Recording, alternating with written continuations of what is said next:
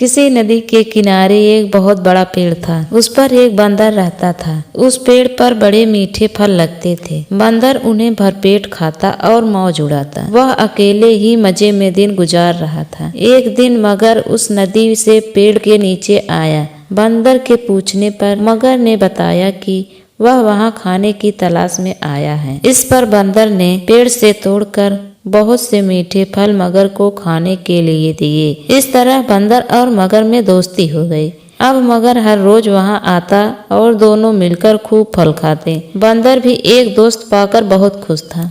एक दिन बात में मगर ने बंदर को बताया कि उसकी पत्नी है जो नदी के उस पार उनके घर में रहती है। तब बंदर ने उस दिन बहुत से मीठे फल मगर को उसकी पत्नी के लिए साथ ले जाने के लिए दिए।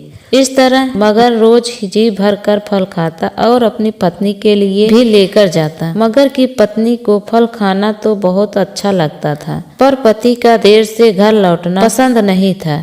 एक दिन मगर की पत्नी ने मगर से कहा कि अगर वह बंदर रोज रोज इतने मीठे फल खाता है तो उसका कलेजा कितना मीठा होगा। मैं उसका कलेजा खाऊंगी। मगर ने उसे बहुत समझाया पर वह नहीं मानी।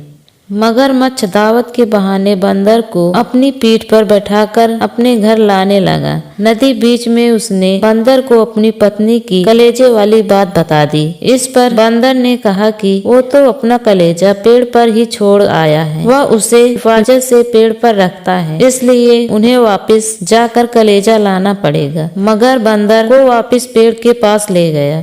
बंदर छलांग मारकर पेड़ पर चढ़ गया। उसने हंसकर कहा कि जाओ मूर्ख राजा, घर जाओ और अपनी पत्नी से कहना कि तुम दुनिया के सबसे बड़े मूर्ख हो। भला कोई भी अपना कलेजा निकाल कर अलग रख सकता है। बंदर की इस समझदारी से हमें पता चलता है कि मुसीबत के वक्त हमें कभी धैर्य नहीं खोना चाहिए।